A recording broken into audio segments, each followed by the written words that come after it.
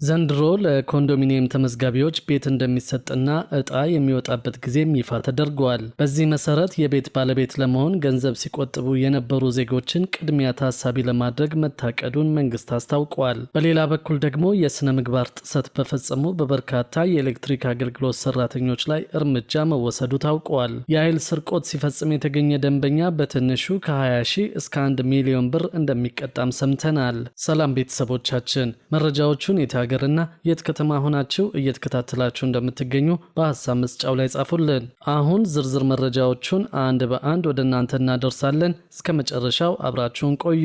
በኢትዮጵያ ኤሌክትሪክ አገልግሎት ዲጂታል የሙስና መረጃ ጥቆማ መቀበያ ስርዓትና በሌሎች አማራጮች ከቀረቡ ጥቆማዎች ውስጥ 54 አመራርና ሰራተኞች ጥፋተኛ መሆናቸው ተረጋግጦ እርምጃ እንደተወሰደባቸው ሰምተናል። ተቋሙ ተግባራዊ ባደረገው የዲጂታል ሙስና ጥቆማ ማቅረቢያ በቀረቡት ጥቆማዎች መሰረት በ5 ወራት እርምጃ ከተወሰደባቸው ሰራተኞች መካከል 10 የጽሑፍ፣ 37 የደሞዝ፣ 2 ከቦታ የመነሳት፣ 5 ስንብት በድምሩ በ54 ኃላፊዎችና በሰራተኞች ላይ እርምጃ ተወስዷል። ከስራ እንዲሰናበቱ የተደረጉት ሰራተኞች በስነ ምግባር ጥሰት ምክንያት ሲሆን ይህም የጥቆማ መቀበያ ስርዓቱ የፈጠረው ምቹ ሁኔታ ደንበኞች የሚሰጡት ጥቆማ ዋጋ ያለው መሆኑንና የሚታዩ ብልሹ አሰራሮችን ለመታገል ተቋሙ እያደረገ ያለውን ቁርጠኝነት እንደሚያሳይ ተጠቅሷል።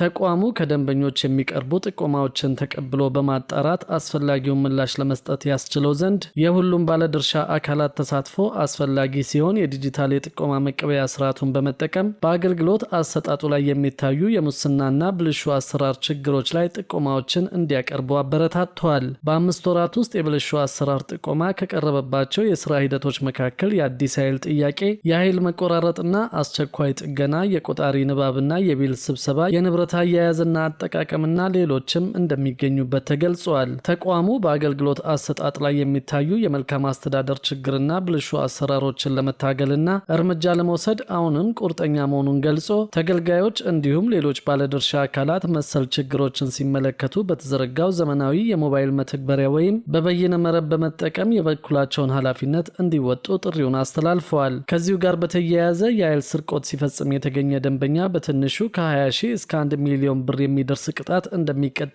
የኢትዮጵያ ኤሌክትሪክ አገልግሎት አስታውቀዋል። የኢትዮጵያ ኤሌክትሪክ አገልግሎት ባለፉት ወራት በኤሌክትሪክ መሰረተ ልማት ላይ በደረሰ ስርቆትና ውድመት እንዲሁም ደግሞ በተፈጸመ የኃይል ስርቆት 143.2 ሚሊዮን ብር ጉዳት እንዳጋጠመው ገልጿል። ባለፉት 4 ወራት ብቻ በ17 የትራንስፎርመር ስርቆት ከ23 ሚሊዮን ብር በላይ ጉዳት አጋጥሞኛል ብለዋል። በተጨማሪም የኤሌክትሪክ አስተላላፊ ኬብል ስርቆት 88 ሚሊዮን ብር፣ 15 መኪናዎች በኤሌክትሪክ መሰረተ ልማቶች ላይ ባደረሱት ግጭት 18 ሚሊዮን ብር እንዲሁም ደግሞ በኃይል ስርቆት ምክንያት 13 ሚሊዮን ብር ጉዳት ያጋጠመው መሆኑን ገልጿል። የኃይል ስርቆት ሲፈጽም የተገኘ ደንበኛ በተቋሙ የቆጣሪና ተያያዥ ዕቃዎች ምርመራ መመሪያ መሰረት ኃይሉ እንዲቋረጥ ከማድረግ በተጨማሪ የሰረቀውን ኃይልም በባለሙያዎች ስሌት ተደርጎ እንዲከፍል እንደሚደረግ አገልግሎቱ አሳውቀዋል። በመመሪያው መሰረት ከሚጣልበት ቅጣት በተጨማሪ የኃይል ስርቆትን በመፈጸሙ የወንጀል ተጠያቂነት ይኖረዋል የተባለ ሲሆን የኃይል ስርቆት ሲፈጸም ቅጣቱ በትንሹ ከ20 ሺህ እስከ 1 ሚሊዮን ብር ሊደርስ የሚችል ቅጣት እንደሚሆንም ተገልጿል።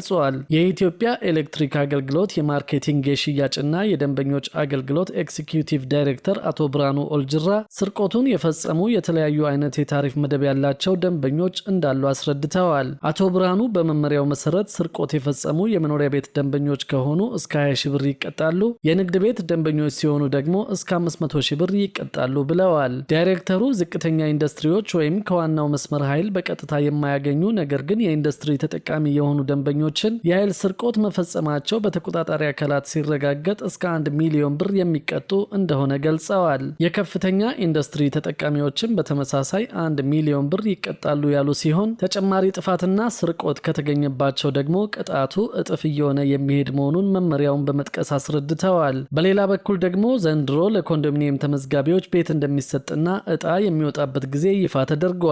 በዚህም መሰረት የቤት ባለቤት ለመሆን ገንዘብ ሲቆጥቡ የነበሩ ዜጎችን ቅድሚያ ታሳቢ ለማድረግ መታቀዱን መንግስት አስታውቋል። ለሀገሪቱ የመጀመሪያ የሆነውን ኮልድ ፎርምድ ስቲል የግንባታ ቴክኖሎጂን በመጠቀም ከ60 እስከ 70 በመቶ የግንባታ ወጪን እንደሚቀንስ የአዲስ አበባ ቤቶች ልማት ኮርፖሬሽን አሳውቀዋል። የኮርፖሬሽኑ ዋና ዳይሬክተር ኢንጂነር ቶማስ ደበሌ በአዲስ አበባ የሚከናወነውን የቤቶች ግንባታ አስመልክቶ አዲሱን ቴክኖሎጂ በመጠቀም የሚገነቡት ቤቶች ከ60 እስከ 70% የግንባታ ግብዓት ወጪን እንደሚቀንስ ተናግረዋል። የቤት ልማት ፕሮግራም ረዥም ዕድሜ ቢኖረውም በመፍጠርና በመፍጠን ባለመመራቱ ምክንያት ከተማ አስተዳደሩ ለበርካታ ዕዳ ተዳርጎ እንደነበር አይዘነጋም ሲሉ ዋና ዳይሬክተሩ ገልጸዋል። ከተማ አስተዳደሩ ይህንን ታሪክ ለመቀየርና አሻሽሎ ለመስራት የስራ ባህልን ማሻሻልና ማሳደግ እንዲሁም ደግሞ አዳዲስ የቤት ልማት ቴክኖሎጂዎችን ወደ ሀገር በማስገባት ላይ እንደሚገኝ አስታውቀዋል። ለዚህም ከተያዘው ዓመት ጀምሮ በመዲናዋ 100,000 ቤቶችን ለመገንባት ታቅዶ ዘርፈ ብዙ እንቅስቃሴዎች እየተደረጉ እንደሚገኝ ዋና ዳይሬክተሩ ተናግረዋል። በዚህ የቤት ልማት ፕሮጀክት ቀደም ሲል የቤት ባለቤት ለመሆን ገንዘብ ሲቆጥቡ የነበሩ ዜጎችን ቅድሚያ ታሳቢ ለማድረግ እንደታቀደም ገልጸዋል። 100,000 ቤቶችን ለመገንባት ሲታሰብ 50,000ን በመንግስትና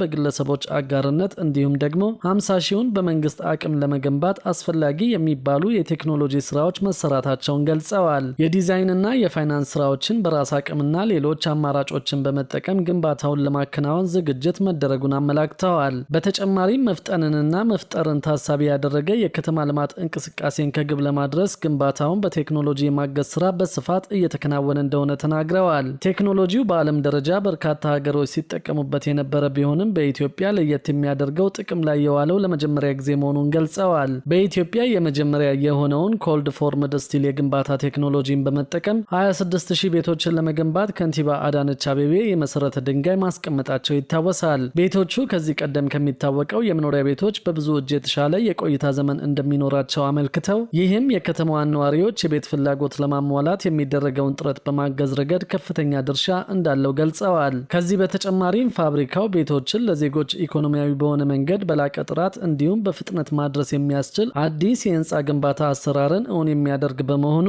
በግንባታ ወቅት ለበርካታ ዜጎች የስራ ዕድል እንደሚፈጥር አብራርተዋል። የአዲስ አበባ ቤቶች ልማትና አስተዳደር ቢሮ ኃላፊ ቅድስት ወልደ ጊዮርጊስ በበኩላቸው እንደተናገሩት የተጀመረውን የቤት ግንባታ የቤት ልማት መርሃ ግብሩን ሁሉን አቀፍና ተደራሽ በማድረግ ለዜጎች የተሻለ መጠለያን ለማጎናጸፍ አስቻይ ሁኔታ ይፈጥራል ብለዋል። አስተዳደሩ የቤት ልማት መርሃ ግብሩን የሚያቀላጥፉ ቴክኖሎጂዎችን ከሁሉም አቅጣጫ በማፈላለግ የመኖሪያ ቤት ተደራሽነት ላይ ትኩረት አድርጓል ያሉት ኃላፊዋ በዚህም ተጨባጭ ውጤቶችን በማስመዝገብ ላይ እንገኛለን ሲሉ ተናግረዋል። ይህን የቤት ግንባታ ሳይትም ከቴክኖሎጂ ጋር በማስተሳሰር በመፍጠርና በመፍጠን መርህ ባጠረ ጊዜ እንደሚጠናቀቅ ተናግረዋል። በዚህም ከመጪው ምርጫ በፊት የኮንዶሚኒየም ዕጣ ለማውጣት መንግስት በልዩ ትኩረት በመስራት ላይ እንደሚገኝ ታውቀዋል። ከንቲባ አዳነች አቤቤ በ2018 ቅድሚያ የሚሰጠው የቤት ግንባታና የውሃ አቅርቦትን ማሻሻለው ሲሉ በቅርቡ መናገራቸው የሚታወስ ነው። የአዲስ አበባ ከተማ ምክር ቤት ባለፈው ሐምሌ ወር ላይ ካጸደቀው 350.1 ቢሊዮን ብር በጀት ውስጥ ለቤቶች ልማት ዘርፍ የተመደበው 24.6 ቢሊዮን ብር ነው።